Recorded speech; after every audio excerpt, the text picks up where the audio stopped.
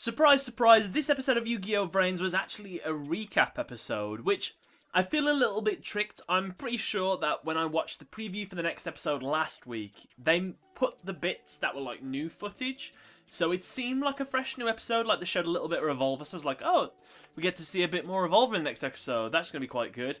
Tune in today, it's a recap episode. And they tricked me at the start as well. I was watching the start, and there was a bit where Yusaku is at the beach, and they're talking. Seems like the plot's moving forward. Then it cuts back to Ignis, and for some reason he just decides to start, you know, talking about what's happened in like the last two duels. So we're on episode 21, right? And we've had 2 recap episodes so far. I mean, that's a little more than I'm normally used to, but the series has been good, and if that's the price to pay, then it's okay. As long as the story is still going to keep at this good consistent flow. In the little bits of new content, what we got was, there's a place called Stardust Road, which it was oh so close to being called Starlight Road, which is the name of one of Yusei's cards. I honestly thought that when he was going to tell this story, it was going to be something to do with like Yu-Gi-Oh! 5Ds, or like a rumour of a dragon covered in stardust that went across this road, and that's why it's called Starlight Road or Stardust Road. But that wasn't the case. It was something about, what was it, turtles or something? I can't remember the story was, but it wasn't to do with Stardust Dragon, which I thought was like, that was a missed opportunity. I'm pretty sure the scenes of Ignis, he's planning some sort of escape. He's been doing all these behind the scenes things with this robot. Some of it,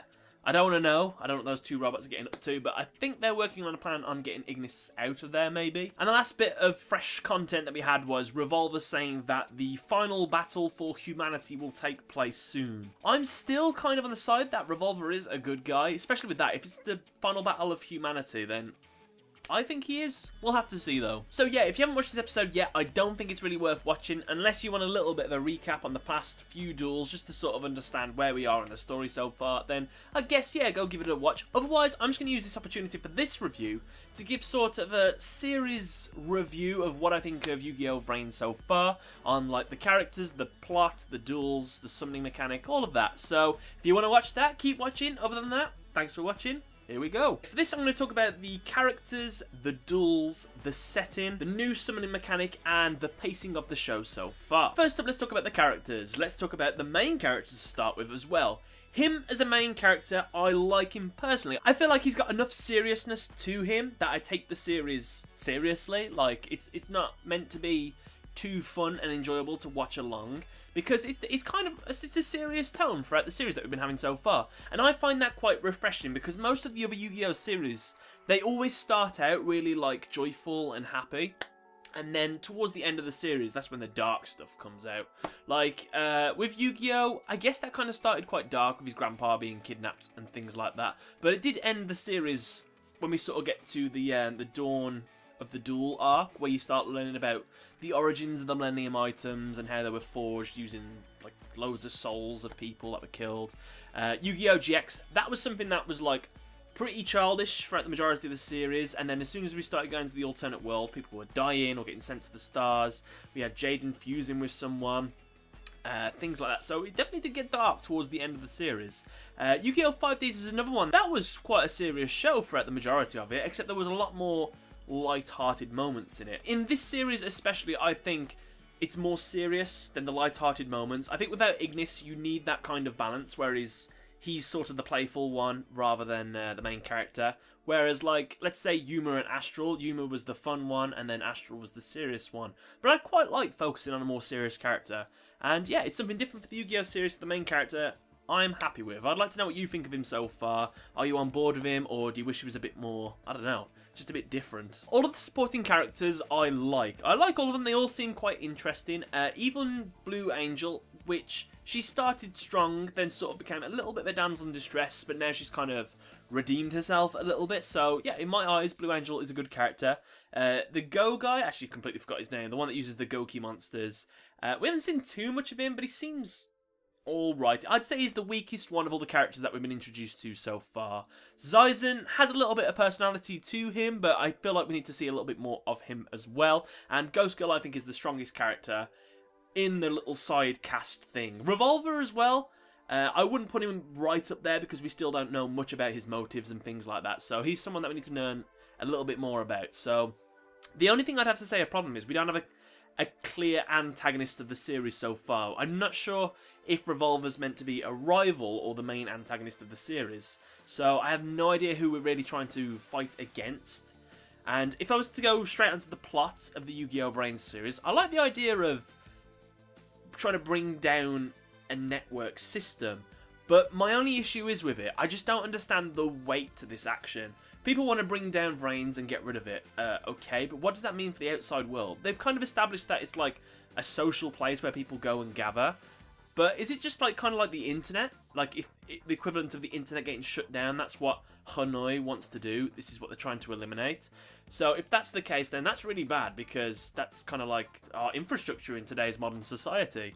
But you can also see sort of the sympathetic side to them, because they're trying to free, because loads of people are like glued to the internet and things like that. Most people spend a lot of time in Yu-Gi-Oh! VRAINS maybe, so they're trying to set them free. But obviously the story's not as clear cut as that. It's more to do with the fact that something to do with these AI robots are trying to do something. Maybe there's an ultimate evil AI robot that we don't know about just yet. I say robot, they're just AIs. I don't know why I keep throwing robot in there.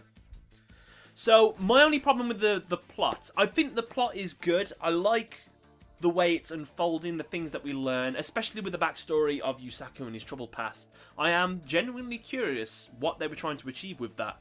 So yeah, that's good. I just don't know the weight of VRAINS. Why does it matter if this network system is shut down?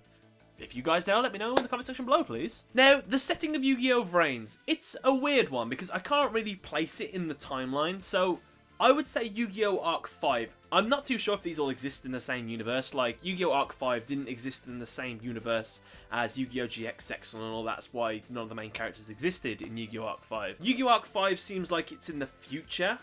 So if that's right, then that makes sense with the sort of solid vision stuff. And then this is a little bit further in the past, because the technology doesn't seem as advanced as that. But if it's the other way around, then I feel like the dual discs have gone downhill a bit, because yeah, I really like the Yu-Gi-Oh! Arc 5 dual disc system with this kind of solid vision. You can kind of customize them and things like that.